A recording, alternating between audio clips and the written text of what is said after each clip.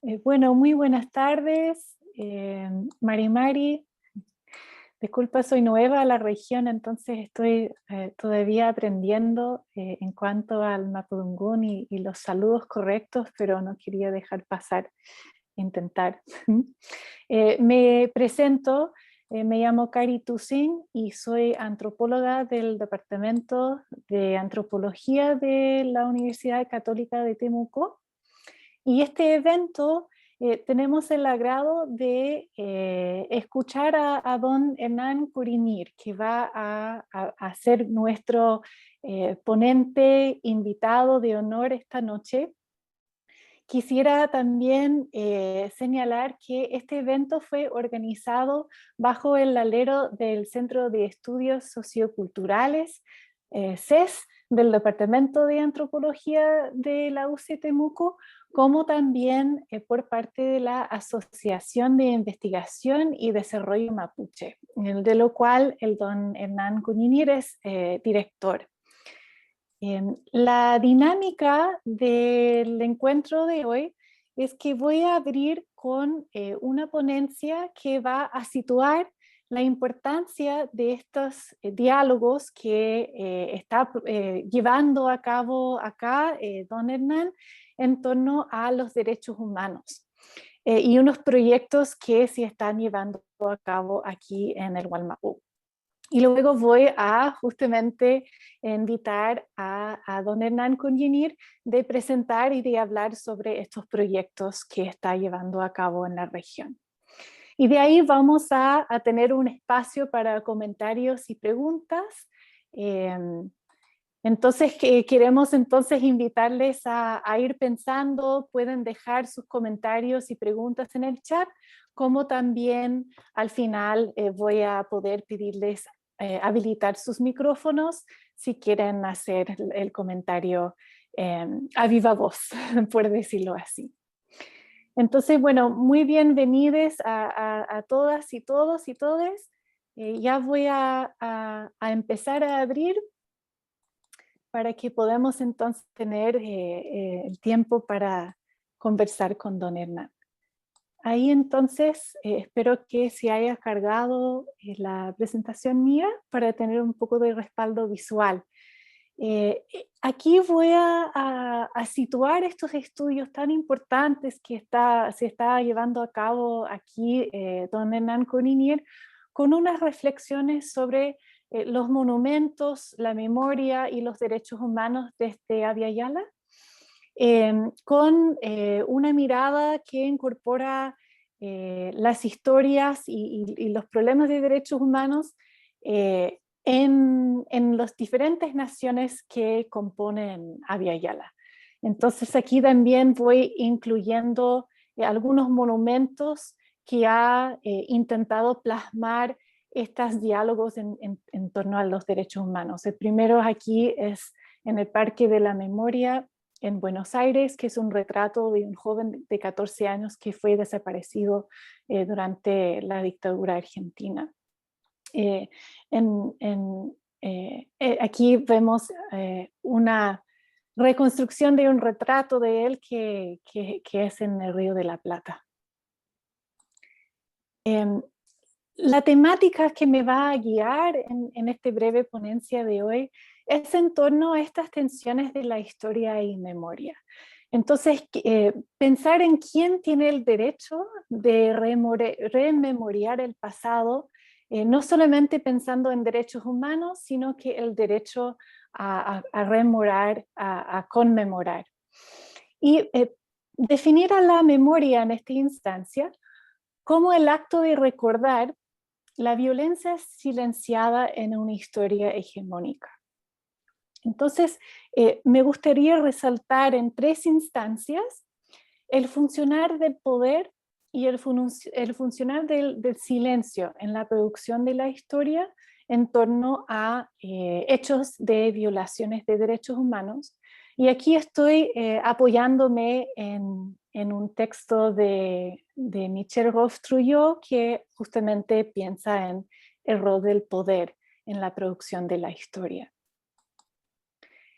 Perdón, Vamos a empezar Karin, en el norte. Tengo la impresión que en no se ve torno a tu esta presentación. temática de que las vidas negras importan, empezando con una reflexión sobre los monumentos de la Confederación en la Guerra Civil estadounidense, y les va a ser claro por qué empiezo aquí.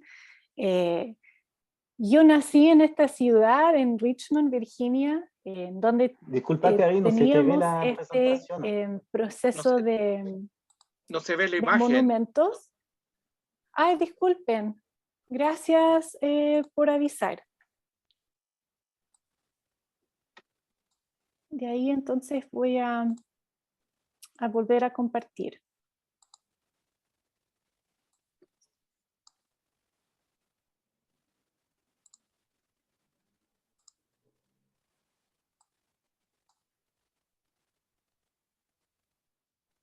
Ok, ahora sí es, no, dice que está Tampoco. en pausa. ¿Tampoco se ve? Yo Es no que veo se en ve mi computador, oye, Cari. Claro. yo veo un pedazo, o sea, hay un pedazo de pantalla, no sé si... Oh, yeah. Okay. Hago sí. Ahí sí, ahí se ve. ¿Se ve? A la avenida de los monumentos Richmond. Ahí está, ya. Sí, sí, ahí sí. Ahí se ve. Sí, se ve muy bien. No, ahora yo no lo veo. Disculpen mis problemas técnicos. Voy a cerrar para asegurar de que lo pueda ver yo.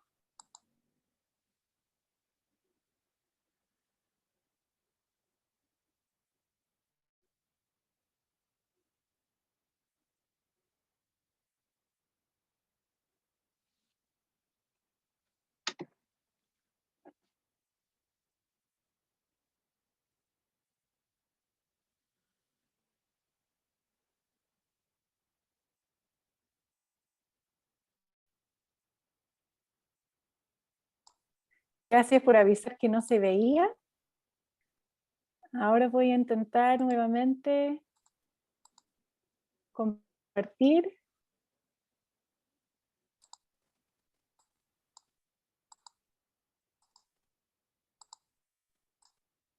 Y me avisan si se logra ver.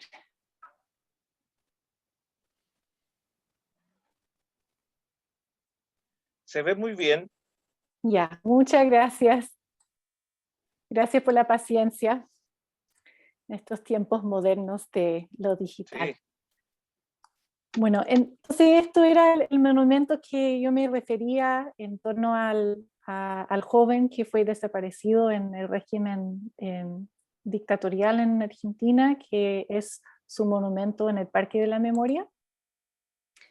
Luego propuse pensar en historia y memoria justamente con estas facetas.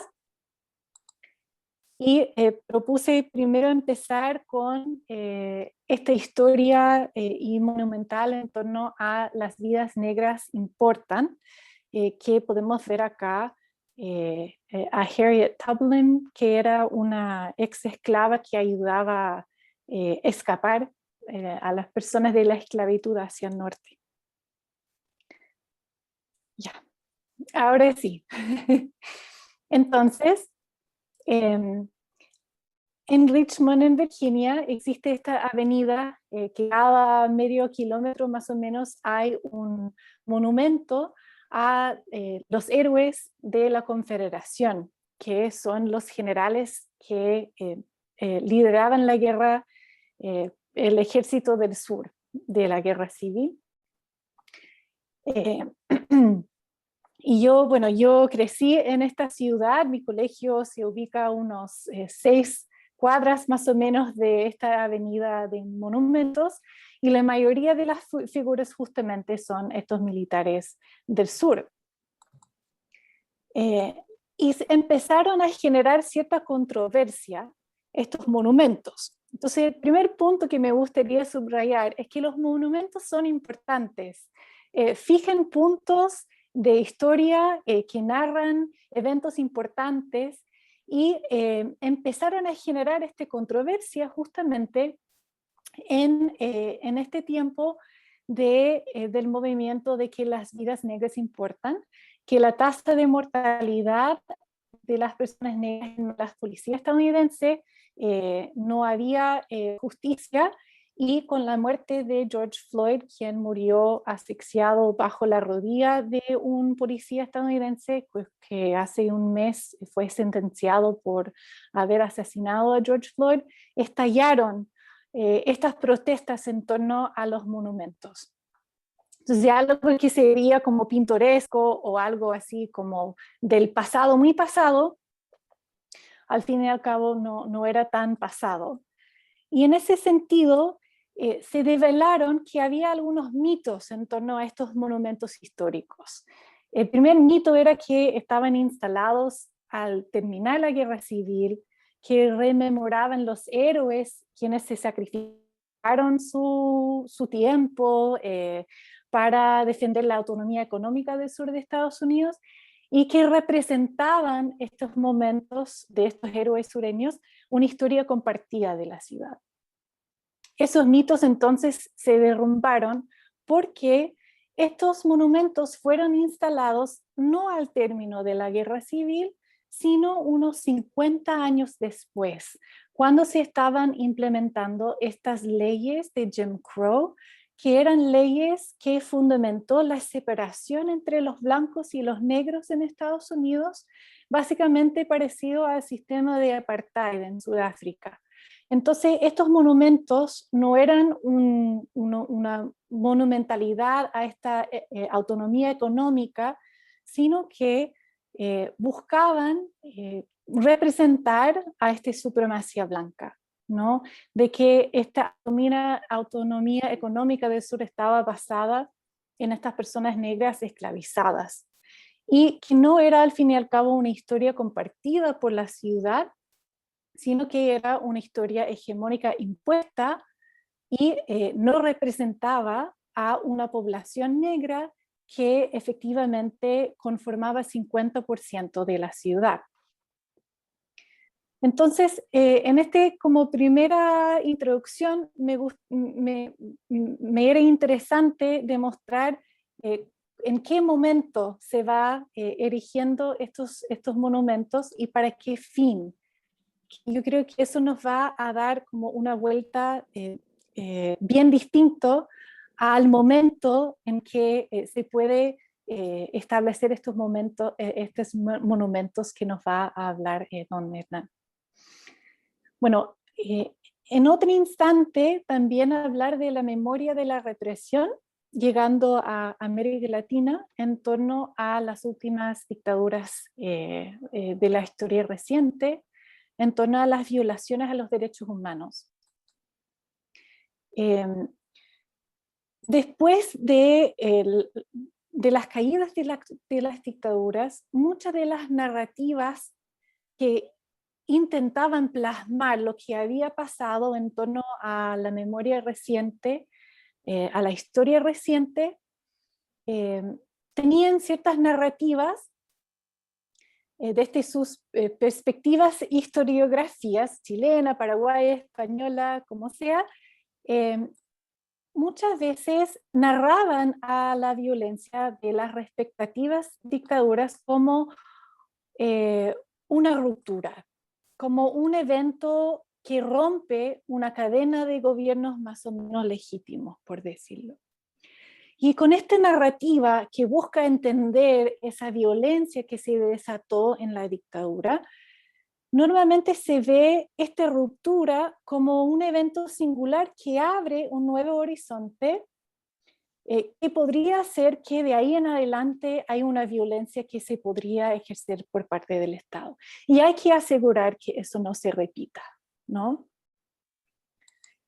Estas narraciones de los derechos humanos, la narración de Nunca Más, con el tiempo se fueron matizando y con investigaciones de narrativas locales que no tienen que ver necesariamente con una historiografía hecha en capital, sino que en regiones da cuenta de que se experimentó la represión de forma distinta en el capital.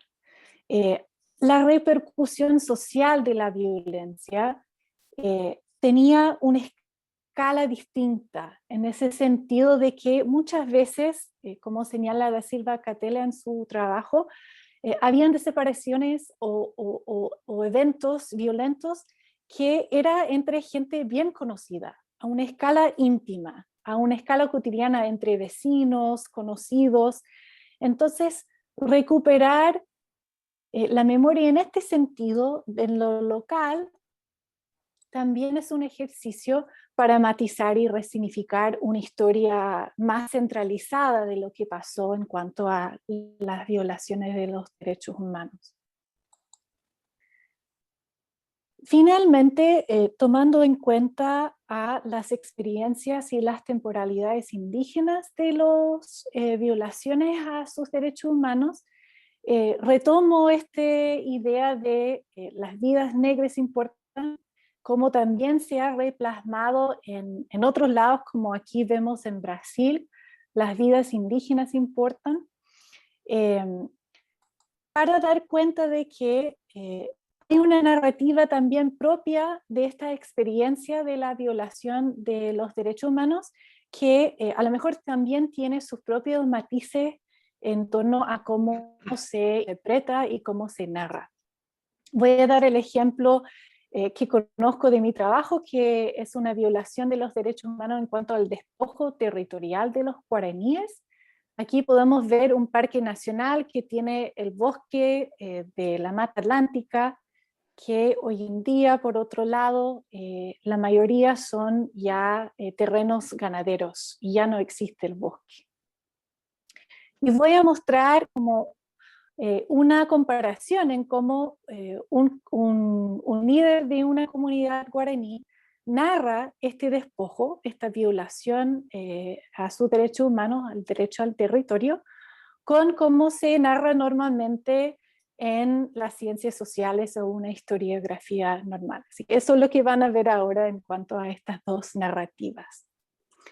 Entonces, por un lado, Carey Nicolás, el líder de esta comunidad, narra el despojo del territorio guaraní en tres momentos. Lo divide en tres instancias. La primera es de sus ancestros, cuando nadie podía ser propietario de la tierra, que era como el agua o el aire, y la gente usaba y compartía según su comunidad, según su tecojá, que vendría a ser algo, no tan, así como pensar en un loft, ¿no? Y luego hay una segunda etapa donde viene una guerra, las élites lotean la tierra, tienen en grandes estancias y explotan la tierra.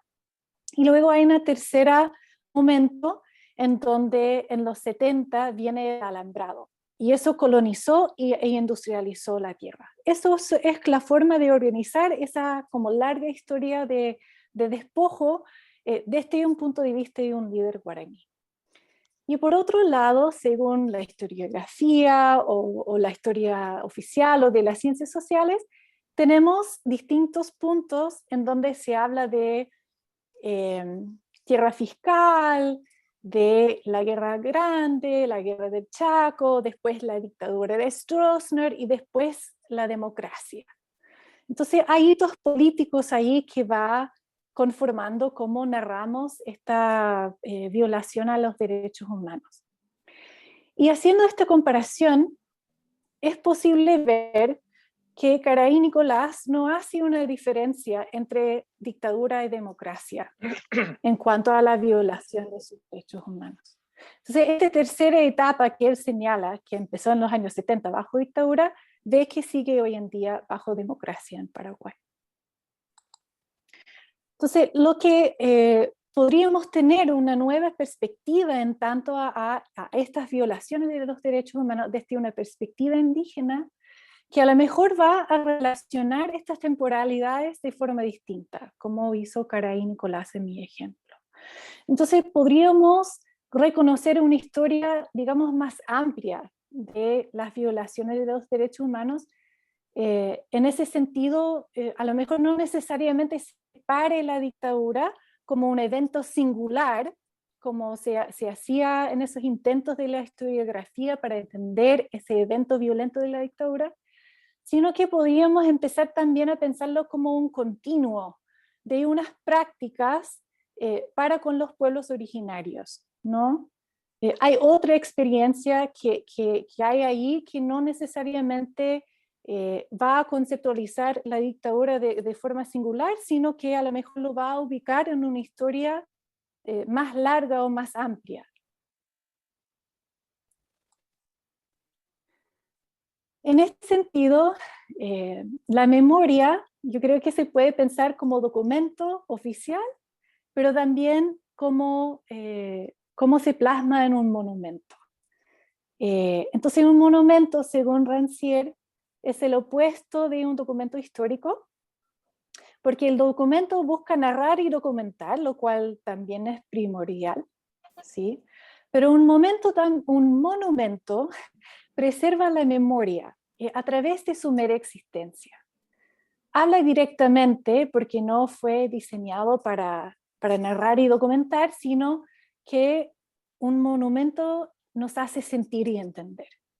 Entonces, en este sentido, los documentos, junto con los monumentos, son testigos y dan testimonio de la configuración de un territorio y de una actividad pasada.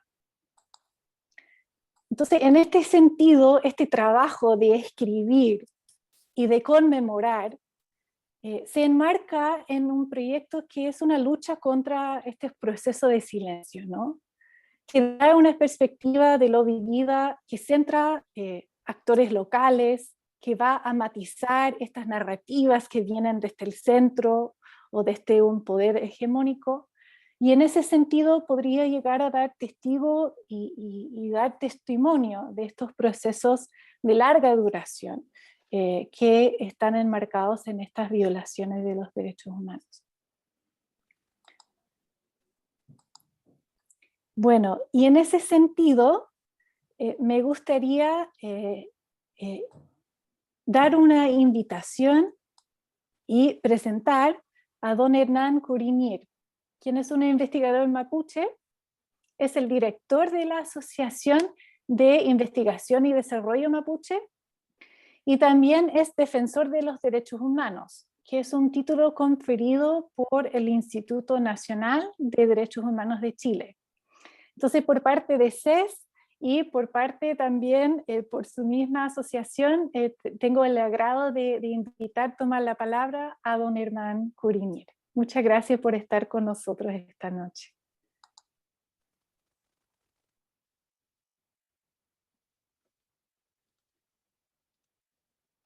¿Cómo vemos aquí? ¿Compartir pantalla? Sí.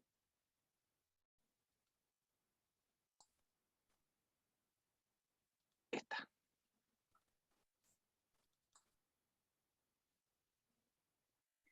¿Sí? ¿Ahí sí? Ahí se cargó su presentación y se ve súper bien. Perfecto. Antes que nada me presento. Hernán Curiñir es mi nombre, Hernán Curiñir Lincoqueo. Soy el presidente de la Asociación de Investigación y Desarrollo Mapuche. Es una organización de la sociedad civil. Contamos ya con 10 años de existencia. Todas las personas que integramos la organización somos de origen mapuche. Yo diría un tanto inquieto intelectualmente, quienes desde nuestra perspectiva y nuestra razón de ser el objeto es relevar la cultura nuestra y su puesta en valor y trabajar en el ámbito de la educación, cultura, vivienda, desarrollo comunitario y derechos humanos, que es lo que hoy día nos convoca. Y quiero, a través de esta intervención, agradecer a la invitación que nos ha hecho el Centro de Estudios Socioculturales de la Universidad Católica de Temuco, a través de su director, don Héctor Mora. Y al mismo tiempo quiero agradecer a una persona mapuche, a Ezequiel Antilao, que tuvo la gentileza de poder ayudarnos en la construcción de esta presentación. Él tiene las habilidades suficientes para ello. Él es un estudiante del doctorado de estudios interculturales también de la Universidad Católica. Dicho aquello, vamos a entrar en materia para comentar que no podemos hablar de los derechos humanos si no entendemos esta dinámica en la cual estamos insertos, Vox Populi, lo que hoy día está ocurriendo a nivel país, en nuestra sociedad. Y para ello me voy a ayudar un tanto de algunos hechos de carácter histórico de nuestras vivencias sociales, digamos, que tenemos, y que de alguna manera marcan un concepto quizás kafkiano, porque hacer esta presentación en verdad cuesta mucho, un esfuerzo importante mental para poder tratar de encajar estas dualidades que en la medida que vayamos avanzando la presentación vamos a ir dándonos cuenta de todo esto. También quiero hacer un comentario también de editorial, que me acompaña una foto que tomé hace unos días atrás en el Memorial Mapuche en Temuco, donde es posible observar 4 esculturas que tienen más de 5 metros y que están en ese lugar, ¿no es cierto?, en una actitud resiliente por un lado, o sea, de un hecho tan violento como en el imaginario somos capaces de humanizar aquello. Son figuras antropomorfas, son figuras de madera, ¿no es cierto?, que tienen la forma de un ser humano, y de cómo a través de la actitud resiliente que nosotros tomamos, podemos asumir frente a la vida, tomamos hechos de una magnitud tan violenta, muy difícil de entender, y propendemos a su humanidad. Difícil, pero es la gran tarea que nos tocó, y si estamos convocados en esta reunión, tiene sentido todo ello. Bueno, dicho aquello, sigo con la presentación para comentar que no es posible entender la dinámica de los derechos humanos y no entender desde la perspectiva del común, desde la memoria común, ¿no es cierto?, la temática de los derechos humanos, sobre todo vinculados con la sociedad mapuche, con el pueblo mapuche. Es una cuestión bastante compleja que en la medida que va transcurriendo el tiempo ha ido cambiando sistemáticamente. Es como la sociedad misma, hay una dinámica que va transformando tanto el pensamiento como la ubicación del ser en su espacio y su tiempo. Es como una invitación que diría un joven hoy día, ¿no es cierto?, a pensar en 3 dimensiones. Yo creo que parte de eso vamos a lograr entenderla de alguna manera en esta presentación que nos demoró un par de días en hacerla. Dice así: para analizar la temática vinculada a los derechos humanos mapuche, es necesario comprender circunstancias vinculantes en su espacio, o sea, un territorio determinado, un tiempo, 50, 100, 150, 200 años, las vicisitudes humanas, las condiciones humanas y las circunstancias en que ocurrieron aquellos hechos. Y esto nos lleva invariablemente a contextualizar conceptos de geopolítica. Y cuando hablo de geopolítica, es la ubicación del ser humano en su espacio y en su tiempo. Un ejemplo, hace 55 años atrás, en mi caso particular, yo era estudiante de un importante liceo acá en Temuco y compartía como todo joven. Eso ya no ocurre, ya ocurrió, el liceo tenía otro nombre, hoy día se llama de otra manera, la construcción no existe, éramos pocos en ese tiempo, estábamos todos mezclados, toda la sociedad temuquense se mezclaba, hoy día no, hay segmentos sociales hoy día que van marcando diferencias. Así nos marca toda la sociedad. Y para seguir en el avance de la propuesta, quiero comentar algo vinculado a la construcción del Estado de Chile. El Estado de Chile parte en el año 1810 y es la herencia, digamos, de la monarquía de la colonia española en esta zona, o la gobernación, éramos una gobernación acá, que parte en 1810 y comprendía poco territorio, era al norte del río Biobío hasta al sur de Copiapó. Era una zona muy estrecha donde vivía una cantidad determinada de personas en ese espacio. Al sur nunca podían pasar, pero había una cantidad de mapuche importante acá, y militarmente no los podían vencer, los españoles no fueron capaces y los mapuches del reciente fundación del Estado les costó mucho ingresar.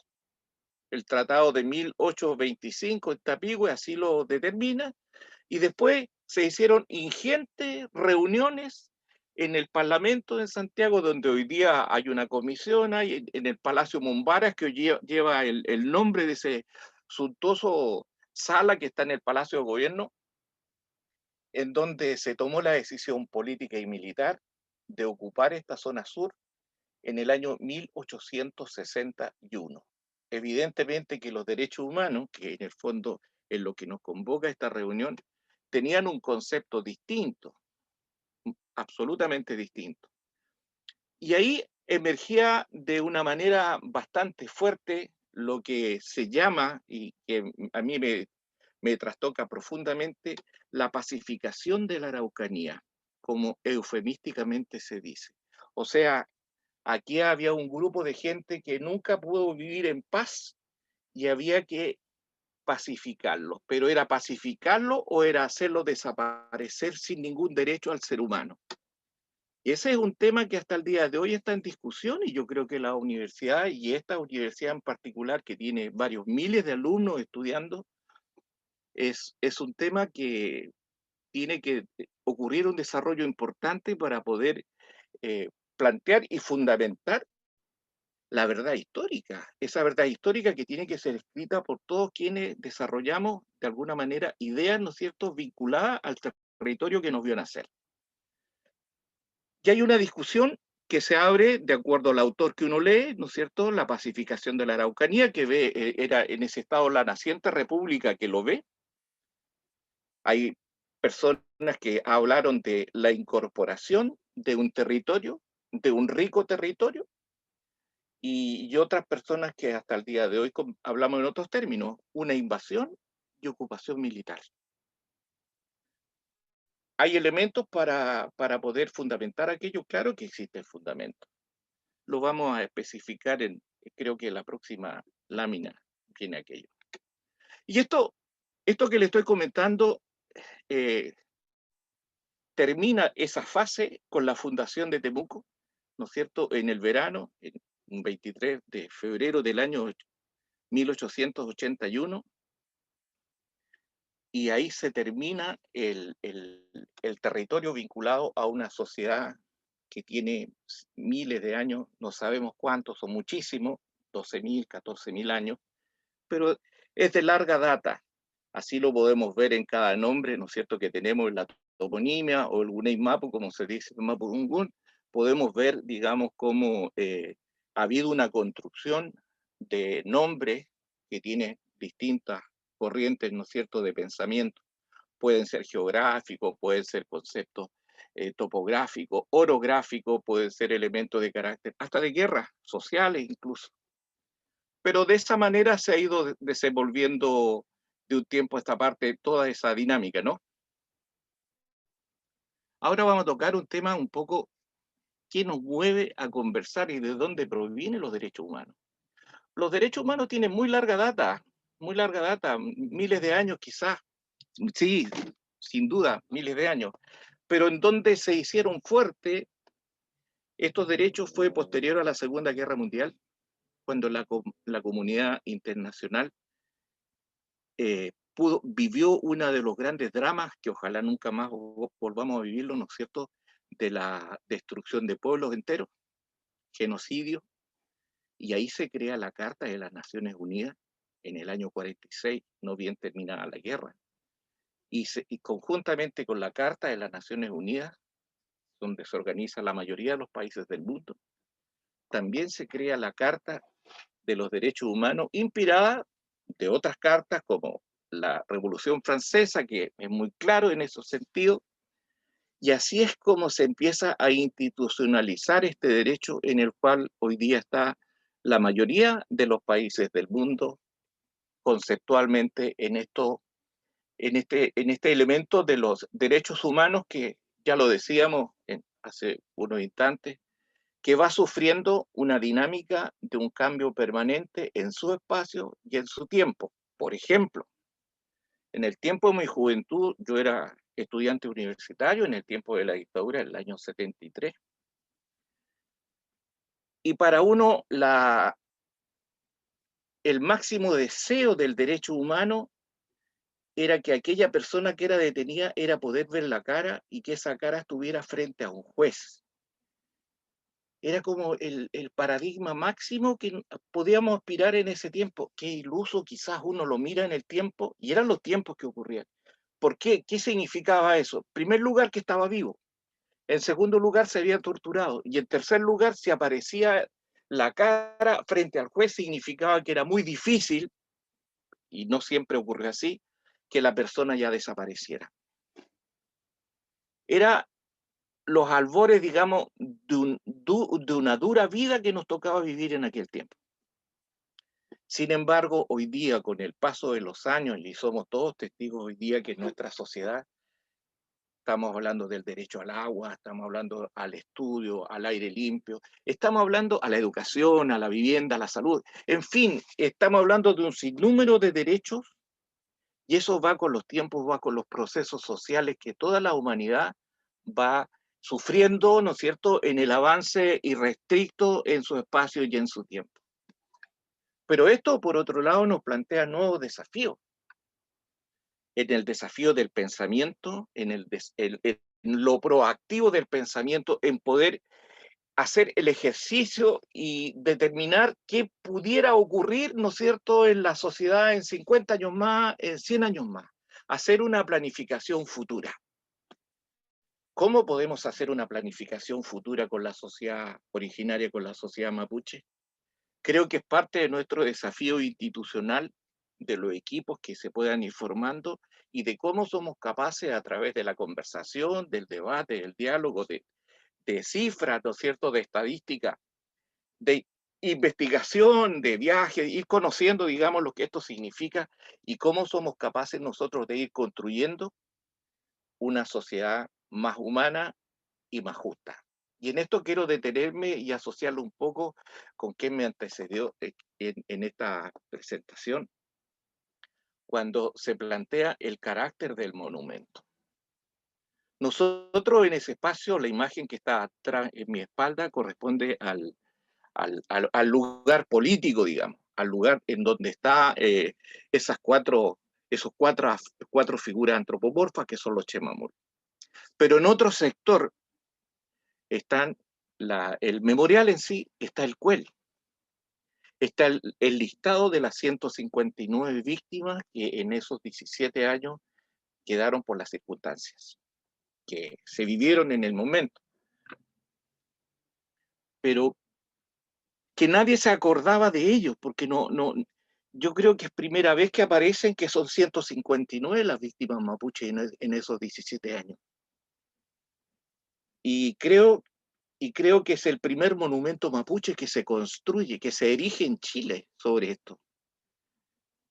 Y nosotros, y en el caso mío que me había afectado directamente, hay un hermano que está en el listado, nos plantean desafíos que a veces lo he comentado que tiene que ver hasta con la posta, esta posta de la vida, de cómo nosotros somos capaces de poder lograr entender cuál fue el último pensamiento de aquella víctima. Escucha, me voy. Habrá dicho, me voy feliz porque hay otras personas que van a tomar esta posta en la vida y van a construir lo que yo en la vida que viví, no fui capaz.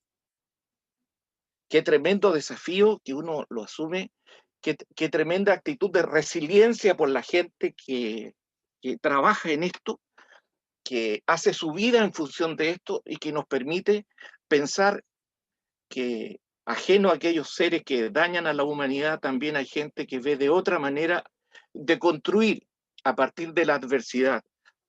Y qué mejor manera que a través del arte, en su infinita forma, tiene la capacidad de poder, de alguna manera, propende a humanizar aquella violencia que en mi mente, para ser honesto, nunca he logrado entender, pero ocurrió. Y no solamente ahí, sigue ocurriendo.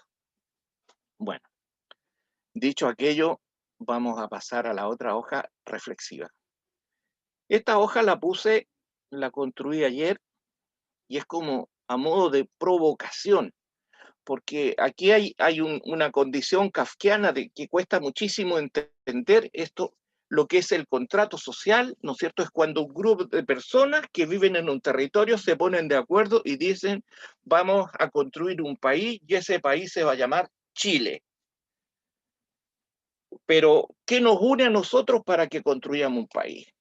Ya, ¿cuáles son los elementos? Y esa es la discusión que ya está viviendo hoy día y que el privilegio que tenemos de gente que hoy día en Santiago, ¿no es cierto?, jóvenes la mayoría, que están definiendo el camino a seguir para armonizar esta sociedad.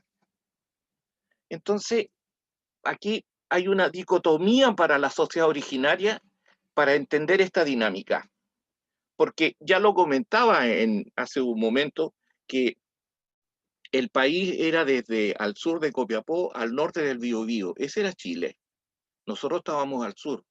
Y en algún minuto nos invadieron o nos ocuparon o vinieron a pacificar, como lo llamemos, y se impone un modelo. Se impone un modelo que yo le digo un modelo eurocentrista. O sea, vino de Europa Central, ¿no es cierto? Y vino con 3 elementos que son básicos, ¿ya? La propiedad de la tierra, ¿no es cierto?, que era distinto en tierras indivisas, en tierras donde vivía la gente sin tener algún documento, se vivía nomás. El segundo elemento era el juicio moral, que lo hacía la Iglesia Católica en su minuto. Y bueno, y el tercer elemento era que lo aceptaba, lo asumía, y si no, estaba el ejército para hacer lo que tenía que hacer, lo que siempre han hecho. Entonces, cuando el país, comillas, logra su independencia, se establece un contrato social distinto. Y ese contrato social tiene deberes y derechos. Ese contrato dice, nosotros vamos a hacer una ley determinada para el comportamiento en el cual van a haber derechos y deberes. ¿Ya? Se van a pagar impuestos, pero por los impuestos pagados se van a tener tales beneficios. Y se da el hecho de elegir y ser elegido, que son los elementos básicos de la construcción y lo que implica en parte, ¿no es cierto?, lo que es un contrato social, y tiene que ver hoy día de gran manera con los derechos humanos. Y en esa perspectiva, la pregunta sale de inmediato. La sociedad mapuche en estos 200 años de historia, ¿cuánto o cuántos han accedido a elegir y ser elegidos? Dejo la pregunta en el archivo. Y eso es lo que ha estado ocurriendo hasta el día de hoy, sin que exista para la sociedad originaria, que muchas veces fueron para la humorada, o hace muchos años atrás era para el bullying, ¿ya? Y que hoy día se dan cuenta que hay no solo un pueblo en Chile, sino varios pueblos, y esos pueblos no desaparecieron, esos pueblos están vivos, esos pueblos hoy día tienen pensamientos, y hoy día nosotros, en este año, y somos testigos de los hechos que están ocurriendo en Santiago, donde vemos esta diversidad de lo que significa la sociedad chilena, en la construcción de esta sociedad. En buena hora está ocurriendo esto y en buena hora somos capaces nosotros de poder proyectar esto y poder darle de alguna manera un fundamento o tener la oportunidad de poder analizar esto en una dimensión un tanto más amplia. Eso es en esencia lo que entiendo por el contrato social. Quiero pasar ahora a una estadística que nos costó muchísimo, aquí estuvimos trabajando con Ezequiel, sobre la población mapuche. Desde la construcción del Estado de 1810 se hablaba de 20.000, 30.000, 50.000, 100.000, se hablaba de muchos, pero recién el primer documento serio, y está en la memoria chilena, Censo 1907, que yo lo estoy compartiendo con ustedes en este minuto, aparece que son 101.000 los mapuches que quedaron entre el río Biobío por el norte y el canal de Chacao por el sur, o sea, de Puerto Montt, ahí terminaba. No llegaba a Chiloé. Fuimos recopilando información y esta gráfica fue creciendo para llegar al censo del año 2017, que en Chile hay 1.735.000 mapuches, o sea, la sociedad mapuche en 110 años ha crecido 17 veces como la gráfica lo permite. Esto lo sacamos, lo obtuvimos este documento de la fuente del Instituto Nacional de Estadística. Es una fuente oficial, digamos, de la población mapuche. Aquí solamente está el pueblo mapuche, los pueblos, el resto de los pueblos no está acá, que al final la población originaria en Chile se compone de 2.200.000 aproximadamente. Bueno, con el transcurrir del tiempo, con el intercambio, el desarrollo de la humanidad, el comercio, como se abrió Chile al mundo, Chile tuvo la obligación de hace unos cuantos años, con la apertura económica, de poder igualar a las políticas sobre los pueblos originarios que el mundo tenía y en el cual Chile muestra falencias que son brutales, ya lo vamos a ver.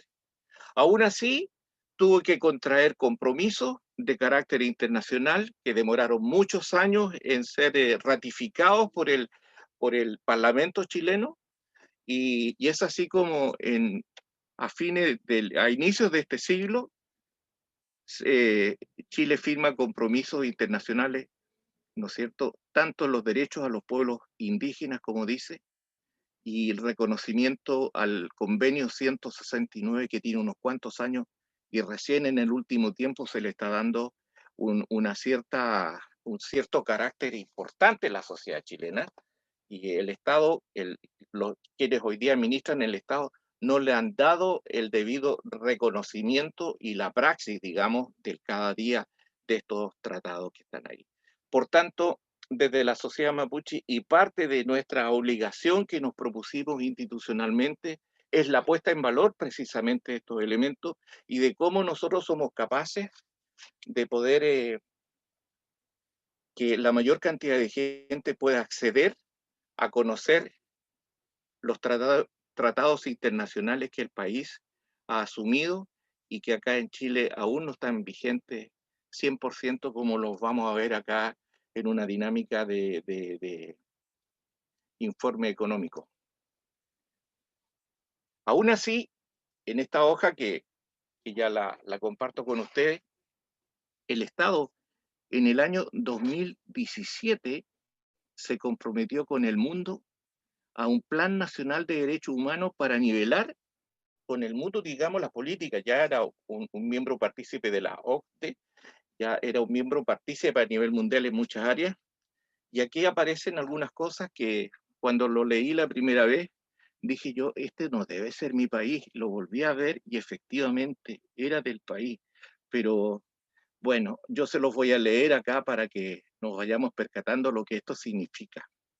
Plan Nacional de Derechos Humanos, año 2018-2021. Entre paréntesis, en estos días ya se está trabajando a nivel de gobierno para poner el plan 2022-2025. Cada 4 años esto se va. No sé en qué habrá terminado esto, pero no he podido encontrar los resultados de esto, los objetivos, si se cumplieron o no. Pero dice así, eran 5 las metas trazadas: adecuar el marco normativo y las prácticas institucionales para avanzar en el reconocimiento de los pueblos indígenas y tribales de acuerdo con estándares internacionales de derechos humanos. ¿Se ha logrado? No, seguimos como siempre. Meta 2, garantizar la participación y consulta de los pueblos indígenas y tribales acorde a estándares internacionales de derechos humanos. La respuesta se la dejo reflexivamente. Meta 3, garantizar el reconocimiento, regularización, devolución y protección de tierras, territorios y recursos naturales de acuerdo a estándares internacionales. También se los dejo a su criterio para que vean y veamos qué podemos hacer al respecto. Meta 4, garantizar los derechos económicos, sociales y culturales de los pueblos indígenas para erradicar las desigualdades y la pobreza que les afecta de forma particular. Yo voy a volver a leer esta meta 4 que se trazó el Estado, porque la vamos a tocar en otra hoja que viene a continuación. Garantizar los derechos económicos, sociales y culturales de los pueblos indígenas para erradicar las desigualdades y la pobreza que les afecta de forma particular. Meta 5. Garantizar el acceso a la justicia en condiciones de igualdad voy a repetir, garantizar el acceso a la justicia en condiciones de igualdad y no discriminación de los pueblos y personas indígenas, teniendo en consideración los estándares internacionales de derechos humanos en este ámbito. Como les decía, me pellizcaba para ver, ¿es verdad esto? ¿O en qué país estoy? ¿Qué sé yo? Lo dejo a criterio de quienes están presentes en este momento. Ahora, les decía que iba a vincular algo con esta gráfica que nos costó bastante hacerla y que tiene que ver con un hecho que guarda una importancia grande. Este es el presupuesto nacional del sector público, año 2000 hasta el año 2021, desde la creación de la ley 19.253. O sea, la gráfica aquí es del año 1994 hasta el año 2020, el presupuesto del año 2021 se está ejecutando. Eso aparece en la gráfica superior, que la podemos ver acá, en este sector. Y en la gráfica inferior la pusimos en una gráfica para poder vincularlo visualmente. Es el presupuesto de la CONADI, que tiene que ver con todas las políticas públicas de los 9 pueblos en ese momento, ¿no es cierto?, que maneja las políticas públicas de los 9 pueblos, en el mismo periodo, el año 1994 hasta el año 2021, el 20 ya terminado y el 21, y sorprendentemente en el presupuesto de la CONADI nos podemos dar cuenta que hay una baja sustancial del poco dinero que se puede ver ahí, que lo podemos traducir. Yo se los voy a leer. La gráfica superior es el presupuesto de la nación vinculado a las políticas indígenas, perdón, al presupuesto de la nación, de todos los ministerios. Y son aproximadamente 65.000 billones de dólares el presupuesto de la nación. Si lo llevamos a dólares, está al lado, el dólar le pusimos ahí un valor referencial de 735 pesos, son 88.480 millones de dólares el presupuesto de la nación, que comprende, que está en el diario oficial y la dirección de presupuesto, que es la fuente la cual nosotros nos apoyamos en esta propuesta, que es el presupuesto de la nación para el año 2021. Y abajo, el presupuesto de la CONADI, y aparece en millones de pesos, no son billones de arriba, son millones de pesos abajo, y están traducidos a dólares. Y los dólares para el año 2021 son 149 millones de dólares. 149 millones de dólares, que educación, tiene que ver con todas las becas estudiantiles, todo el presupuesto de la CONADI a nivel nacional, pagar el sueldo, no, son 600, 700 empleados, tiene que ver con la devolución de las tierras, el 20A, el 20B, tiene que ver con hasta los postítulos, ya, todo el presupuesto de las políticas indígenas, le dice el Estado, vinculadas a eso. Hicimos la traducción, lo llevamos a porcentaje este trabajo y concluimos que es el 0.0168% del presupuesto de la nación que corresponde a esto. O sea, la nada misma. Con una población que va creciendo y con un presupuesto que va disminuyendo. Y por otro lado, y lo paradójico, y eso es bueno que podamos avanzar y conversar más este tema, que lo vamos a dejar público para que lo puedan familiarizarse con esto en consecuencia. Pero cuando uno escucha al aparato del Estado y su equipo de propaganda, muchas veces dice, ¿en qué país estamos? Si los mapuches tienen tantos beneficios y no son capaces de proyectarse siempre en la pobreza. Esto que les cuento acá es la realidad y es el informe de la Dirección de Presupuesto. De ahí saqué la información desde el año 1994 en adelante, tanto el presupuesto de la nación como el presupuesto de la nación para el organismo, que es una corporación de derecho público, la CONADI, no tiene el carácter de ministerio, o sea, legalmente tiene otra condición. Y bueno, No agrego más sobre eso. Si tienen alguna pregunta, me gustaría que la pudieran hacer, de qué manera podemos ir avanzando sobre esto. Y estos son elementos que evidentemente que tienen que estar hoy día donde tienen que estar. Esto tiene que formar parte de la nueva sociedad, del nuevo orden social que debemos establecer en Chile, de la nueva forma de cómo nosotros tenemos que trabajar en el país. De lo contrario, estamos generando una bomba social de consecuencias inigualables.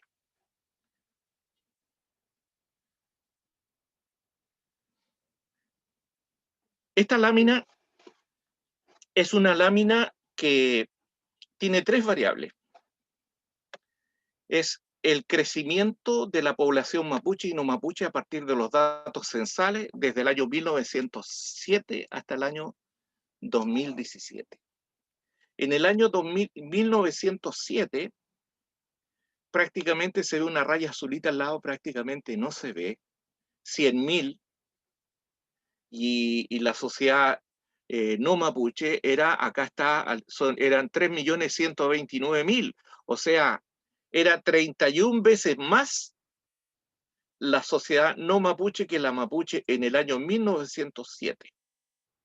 Pero esto fue cambiando en el tiempo, y fue cambiando, y estas gráficas son extraídas del Instituto Nacional de Estadística, y si ustedes se percatan, en el año 2017 se reconocen como mapuche 1.745.000 personas y los no mapuches son 15 millones. O sea, la diferencia entre un pueblo y otro pueblo, ya, si lo miramos desde el punto de vista del jus sanguinis, del derecho de sangre, nos podemos percatar que de las 31 veces originales, aquí ya estamos hablando de, qué sé yo, 8 veces, 9 veces. ¿Y eso qué significa si tomamos el primer punto y el último punto? O sea, esta gráfica, podemos decir que en determinado momento la sociedad mapuche va a ser mayoría en Chile. Eso va a ocurrir. De hecho, hicimos un ejercicio que está acá, y acá nos dice, este es un ejercicio lineal, aquí falta muchísimo trabajar con esto, ¿ya? Pero evidentemente que acá donde aparece como en otros colores, digamos, es la sociedad que viene, es la sociedad que viene, y de cómo somos capaces nosotros hoy día de pensar en el Chile de 50 años, de 70, de 100 años más, cuál va a ser el desarrollo, ¿ya? ¿Cuál va a ser la matriz económica. De partida, yo creo que la mayoría debiéramos estar de acuerdo, por lo menos lo que uno se va informando, que va a tener que dejar de ser un país, ¿no es cierto?, donde la esencia, la epistemología de un país subsidiario. No puede ser un país que subsidia, tiene que ser un país solidario, un país en donde la oportunidad sea para la gente que tenga las competencias y las capacidades, indistintamente de sus creencias políticas, religiosas. Y ahí viene la construcción del Estado, lo que vimos hace un par de láminas atrás, ¿no es cierto? Ese contrato social, ese contrato que nos permite conformar y racionalizar lo que es uno de los derechos fundamentales del ser humano, uno de los derechos humanos fundamentales, definir su propio destino. Que hoy día hemos visto que parece que es un delito no estar acorde con las políticas del Estado. Y no es así, o sea, la libertad de pensamiento es la libertad que tenemos todos seres humanos, ¿no es cierto?, con el respeto que merece la contraparte, de poder ir desarrollando nuevas ideas, innovadoras ideas que nos permitan armonizar y ser coherente con aquellas personas que, como dice en el memorial y lo dice en el catálogo que lo hicimos público hace unos días atrás, que aquellas personas que dieron su vida pensando que venían nuevas generaciones a proyectar lo que ellos no fueron capaces de hacer en ese mundo. O sea, es una aposta valórica, es una aposta resiliente que trasciende a nosotros. Es algo maravilloso, es un privilegio. Ojalá no me hubiera tocado a mí, me tocó en estas circunstancias. No estoy solo, felizmente somos muchos los que estamos en esto, y parte de ello es hacer una sociedad más humana.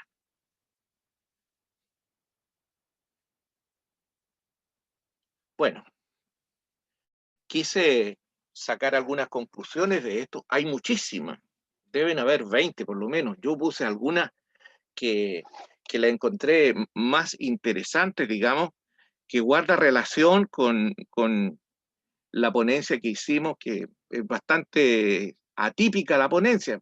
No había visto la conjunción, ¿no es cierto?, y la gráfica del presupuesto del Estado, ¿no es cierto?, a nivel nacional, y el presupuesto que implica para los pueblos originarios, y los mapuches en particular.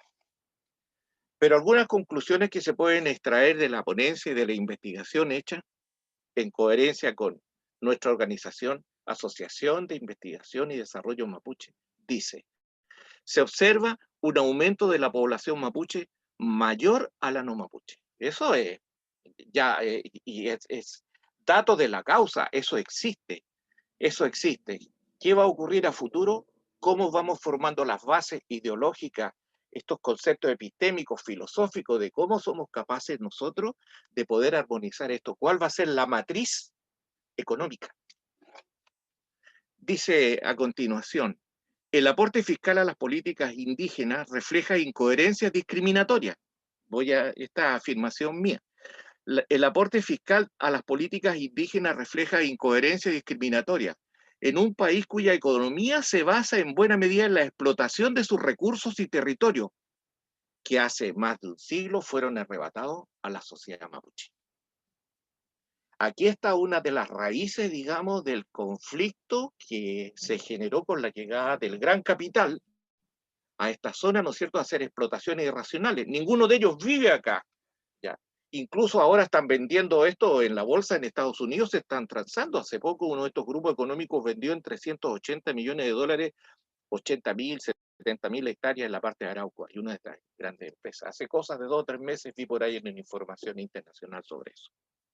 Bueno, dice también esto que el Comité de Derechos Humanos de Naciones Unidas estableció que Chile debe reconocer y restituir los derechos de las comunidades sobre sus tierras ancestrales. Esta afirmación la establezco porque el país ha firmado documentos y tiene que cumplir. Con su firma cumplieron en algún minuto, el presidente firmó, la presidenta, no recuerdo bien, pero se tiene que cumplir, ¿ya? Y hasta aquí no ha ocurrido aquello. Presupuesto público. Indica que en Chile los derechos económicos, sociales y culturales de los pueblos indígenas están postergados y la distribución del presupuesto es segregado, sin participación de sus habitantes. Vimos lo que significa el presupuesto y un par de iluminados de Santiago que dicen sí o no, y cero participación de la sociedad originaria, como si fuéramos menores de 5 años. Aquí hay muchísima gente con las capacidades, con las competencias para determinar y encaminar al destino que nosotros queremos como pueblo. Creo sinceramente que hoy día lo que está ocurriendo a nivel nacional en la sociedad es la puesta en valor del anhelo que mucha gente tiene en el país, incluyendo las universidades. En varias universidades se ha trabajado muchísimo sobre esto, hay formación profesional, hay una cantidad enorme de profesionales que están ávidos de poder desarrollar en distintos temas, sobre todo en las ciencias duras, sobre todo en cómo transformamos materia prima. Prueba de ello es China hoy día, ¿no es cierto?, que 20 años, 25 años, hoy día es la primera potencia del mundo en manufactura. El coronavirus hoy día lo demostró, ¿no es cierto?, cómo un país a través de la manufactura y la transformación de las materias primas, hoy día maneja muchas cosas en el mundo. Y el especulador, que está en Chile, que está en Argentina, que está en Estados Unidos, que ve capital, ve que no fueron capaces ni de construir estas máscaras que se necesitan hoy día en estos tiempos de COVID.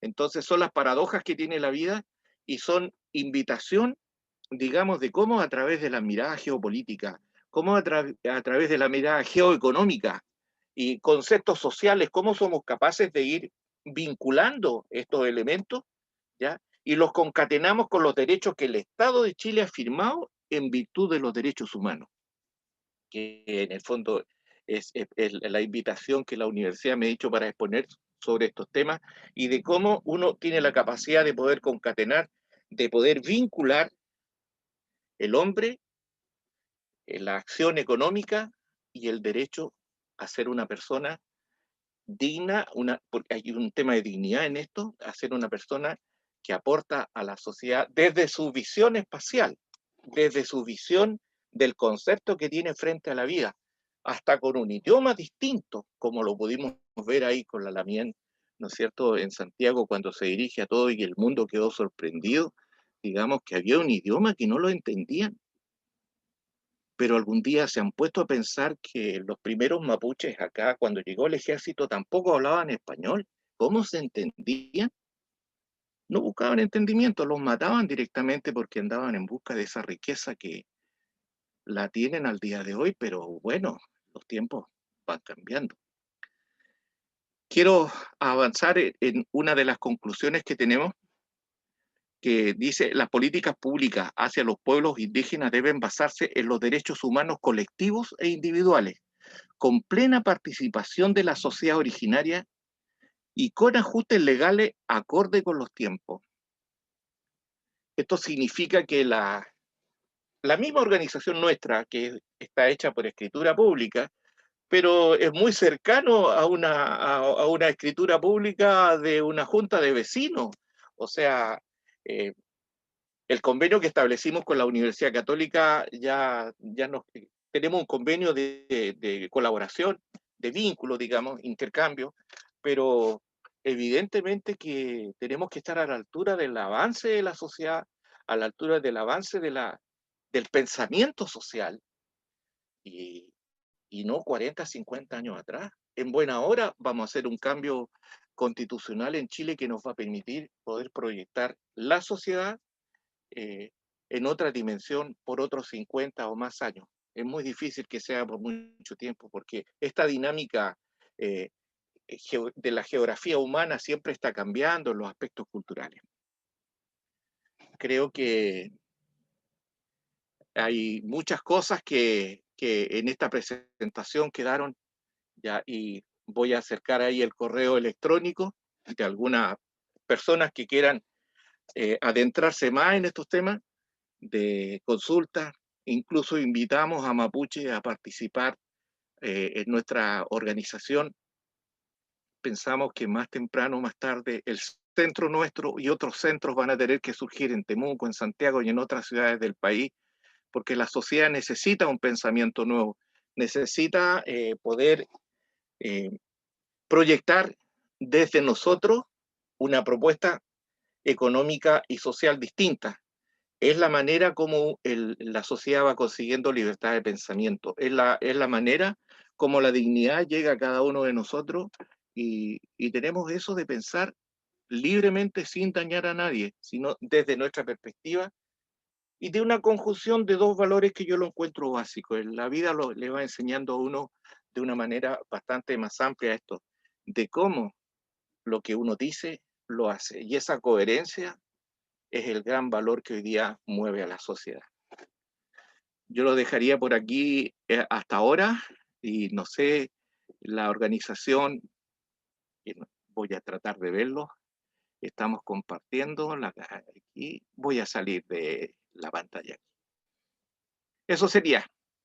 Muchas gracias, don Hernán, por su recorrido tan interesante que incorporó pasado, presente y futuro, realmente en torno a sus reflexiones de forma muy sustantiva, ¿no? Dándonos datos, dándonos un análisis basado también en números, así que fue bien contundente lo que nos presentó en ese sentido.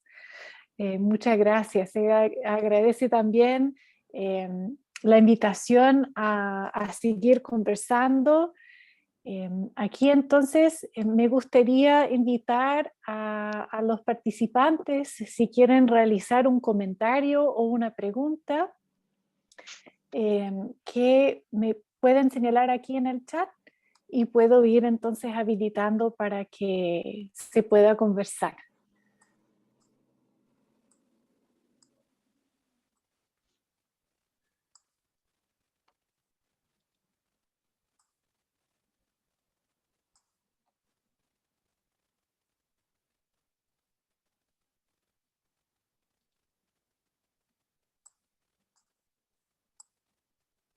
A veces hay un breve silencio mientras que las personas están pensando en todo lo que se ha presentado. Sí, entonces voy a invitar a Gustavo Lucero de compartir su reflexión. Gustavo.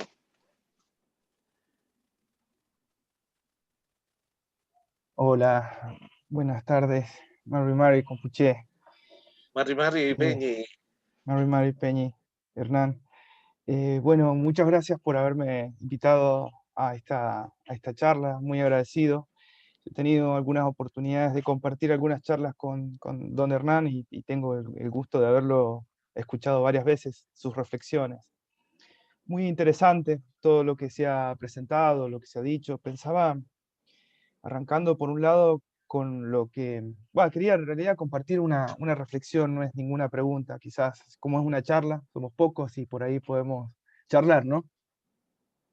Que Kerry decía, hablaba arrancó con la narrativa de la violencia, ¿no? Y esas rupturas que justifican ahí la violencia de los estados, ¿no? Y pensaba en las causas que son difíciles, o sea, no solamente son causas contemporáneas, digamos, se meten en el tiempo, se entrecruzan en la historia más profunda de Latinoamérica, ¿no? Y no solamente causas económicas, porque ya sabemos que estas violencias por parte del Estado están apoyadas por los poderes fácticos, los poderes económicos, ¿no? En su momento han ido cambiando estos poderes, ¿no? Hoy por ahí son los poderes más económicos, ¿no es cierto? Los multimedios hegemónicos y grandes corporaciones, ¿no? En el pasado fueron otros y así. También causas sociales, porque hay una parte de nuestra naturaleza humana que también lleva ese componente de violencia y que justifica, al menos ahí veía lo que presentaba Cari acerca del Pablo Míguez, ¿no? De la escultura de Pablo Míguez cuando arrancó esto, que era ese chico de 14 años, ¿no? Y que fíjense cómo fue secuestrado, estuvo en la ESMA, fue secuestrado, le decían el encapuchado, de hecho, entre los 3.000 secuestrados que hubieron ahí en la ESMA, ¿no? Y que fíjense cómo pensaba, ¿no? Una reflexión de que algunos medios hablan de Pablo Míguez, el niño que camina sobre el Río de la Plata a espaldas de Buenos Aires. Fíjense cómo alteran, ¿no es cierto?, los medios, cómo alteran la historia, la realidad. Entonces, digamos, esto de que pensaba de los poderes fácticos, de los poderes económicos, es también, yo pienso que un poco este discurso que ha hecho de devaluación de la política. Pienso que estos poderes fácticos, estos poderes económicos, conllevan a veces, en las maneras más modernas, a un discurso, a la construcción de un discurso que tiene que ver con la devaluación de la política.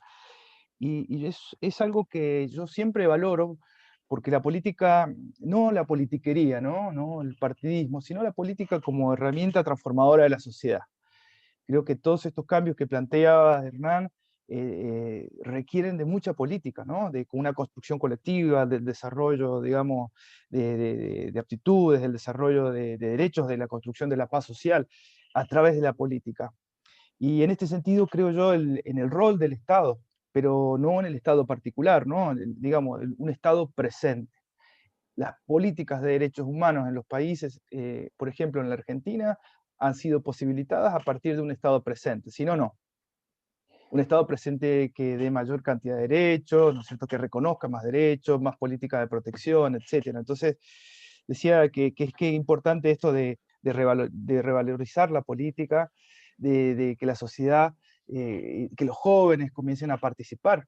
No, insisto, no en partidos políticos, pero fíjense cómo eligiendo se pueden generar grandes transformaciones sociales. Y usted acaba de mencionar el caso de la Lamien Lisa, ¿no? En la constituyente. Digamos, ese es un verdadero ejemplo moderno de cómo a través de la política es posible un cambio en estos temas de la construcción colectiva y la protección de los derechos humanos. Me parece que es lo que está faltando, el poquito que está faltando en la región, como para poder canalizar todos sus sueños y sus anhelos que han sido presentados magistralmente. Eso, nada más. Muchas gracias, don Gustavo. Muchas gracias por sus palabras.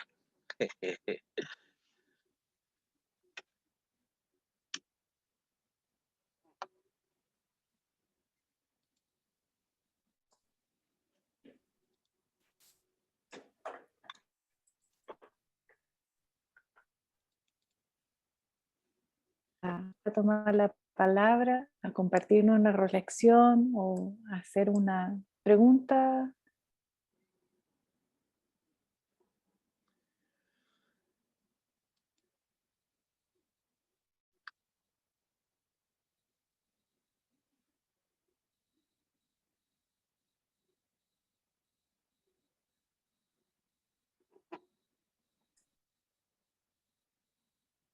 Estamos conectados, no nos queremos ir, pero a lo mejor estamos un poco tímidos.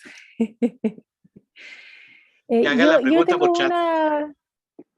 Sí, a ver si hay otra. Claro, igual se puede escribir y yo con gusto leemos la pregunta. Sí. Yo tenía una pregunta como más de no conocer tanto el fondo de la asociación. Don Hernán, si me puede decir un poco cómo se conformó el grupo de la Asociación de Investigación y Desarrollo, en qué momento, como para entender el proyecto que se busca plasmar. Bueno, comprenderás que en mi caso personal, yo era, para el golpe de Estado del 73, ya tenía 4 años en la Unión. Yo había entrado en el año 70. Y bueno, después me tocó el exilio. Pero de muy joven, de muy niño, mi padre, que fue profesor en Chile, profesor básico, normalista, siempre mapuche, siempre él buscaba a sus iguales. De hecho, tenemos unas fotos con sus reuniones para buscar la manera de hacer política con el grupo de mapuche. Y era permanente eso, era permanente, qué sé yo. Y uno se fue quedando con la cultura porque cuando hablan 2 o 3 mapuches ya hacen un partido político, es que una humorada siempre se da. Uno siempre está conversando estas cosas. Y bueno, con el paso de los años, viviendo en Santiago, tenía muy poco vínculo asociado a temáticas mapuches, estaba dedicado a otras actividades, pero venía a la zona y siempre acá había una inquietud más fuerte sobre estos temas. Y bueno, por circunstancias de la vida, me vine a vivir a la zona acá y no me quedó otra que acercarme a gente inquieta, como yo digo, intelectualmente. Y en esa impronta estuvimos varios años conversando con otra gente y porque queríamos hacer publicaciones. Y era el tiempo en que habíamos salido de la dictadura ya, pero había algo que no era muy distinto a eso. Y en ese tiempo se tomaba gente presa por asociación ilícita.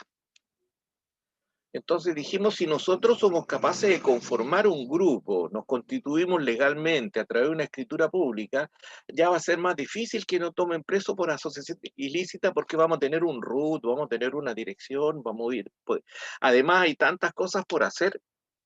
Y bueno, intentamos varias veces, varias reuniones en distintos lados en Temuco, comprenderás que uno se reúne y comparte. Nunca lo concretamos, y llegó el año 2010, 2011 y dijimos, se acabó los tiempos, ya no hay más discursos, tenemos que juntarnos.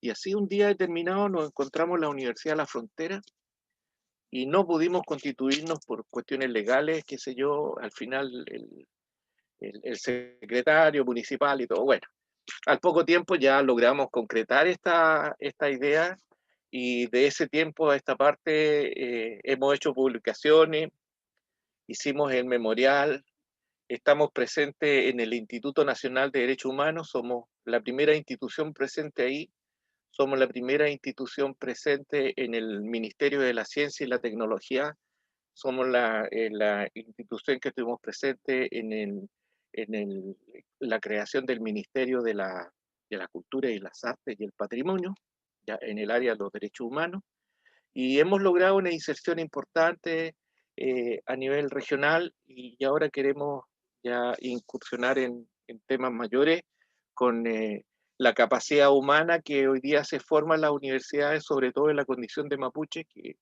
que prontamente creemos que en el memorial vamos a tener una construcción que nos va a permitir operar ya definitivamente, ya con un memorial ya en carácter de monumento nacional en el grado de memoria, y eso ya va a ser una actitud, ya va a ser una institución con pantalones largos, y bueno, y otra generación ya va a tener que asumir ahí responsabilidades importantes. Y estamos en esa campaña de acopiar gente más joven y que pueda hacer su aporte y crecer. Si crece la gente, crece la sociedad, crecemos todos.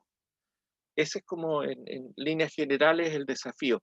Somos una organización de 34 personas, del cual somos como 20, 19, 20 somos los más activos, y nos falta mayor capacidad hoy día de análisis a nivel interno. El coronavirus nos ha complicado, no podemos reunirnos, qué sé yo, pero ya llegará el momento que vamos a reunirnos y seguir en esta brega, en este desafío institucional que es muy fuerte,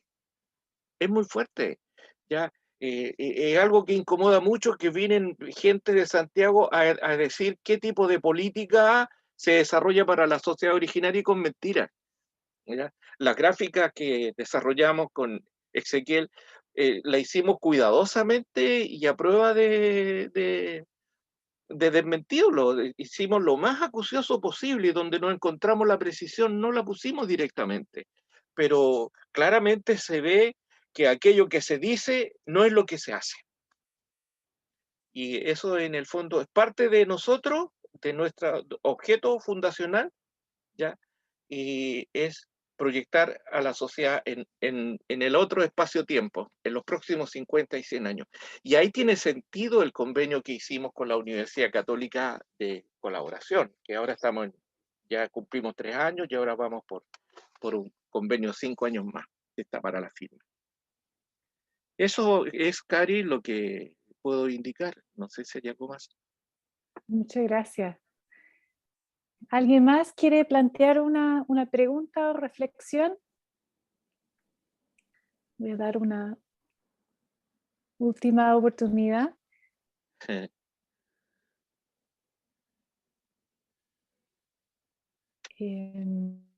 Yo recibí un mensaje por parte de Pablo Marimán, que estaba conectado y se le cayó la conexión, y quería felicitarle a usted, don Hernán, por la exposición. Sí, muchas gracias, don Pablo. Bueno, yo por mi parte quisiera agradecer al director de CES, Héctor Mora, por organizar este encuentro, por ponerme en conversación con don Hernán, y de las personas que están aquí presentes, escuchando. Agradecemos su presencia. Y voy a pedir a don Hernán si nos dé las últimas palabras antes de cerrar. Sí, agradezco la invitación. Sé que por otras redes sociales hay bastante más gente, ya algo me comunicaron por ahí, y Y eso es auspicioso porque en el fondo yo creo que el país exige de nosotros. El país requiere hoy día más que nunca de mucha sapiencia, mucha sabiduría y mucha paciencia. El país hoy día requiere humildad y firmeza en las convicciones. El país necesita hoy día ser perseverante, ¿ya? Y sobre todo ser racional en el pensamiento, más que las emociones. Hoy día las emociones en algún minuto nos ayudan, es parte de nuestra esencia, pero creo que fundamentalmente es la racionalidad. Es la racionalidad porque el domingo fui testigo en una parte, no estoy muy vinculado a la política contingente, para ser honesto, ni tengo militancia política en absoluto. Pero el domingo me llamó la atención, digamos, algunas caras de los constituyentes y son esas caras que me recordaba para el golpe de Estado en aquellos años. Ya el año 73, octubre del 73, en la televisión, lo que se decía en la televisión, ya. Y me recordaba, entonces, yo no quería estar en la otra visión, a pesar que los tiempos son distintos. Por eso digo que hay que tener mucha sapiencia hoy día, mucha sabiduría, mucha paciencia y sobre todo ser muy humilde, que aquí en el país no sobra nadie, en el país es de todo y la puesta en valor tiene que ser de todo. O sea, es parte de mi mensaje que tengo el privilegio a través de vuestra invitación de poder transmitir. Eso es todo, Cari. Muchas gracias por la invitación. Gracias. Entonces, bueno, con estas palabras de Hernán Curinir, el director de la Asociación de Investigación y Desarrollo Mapuche, también defensor de los derechos humanos, agradecemos el tiempo y la presencia, su ponencia, y vamos a dar por cerrar a este encuentro hoy día. Ustedes tienen la información de contacto de nuestro investigador presente, así que esperamos que se pueda estar en contacto y que se puede también diferentes relaciones fructíferas de este encuentro. Muchas gracias.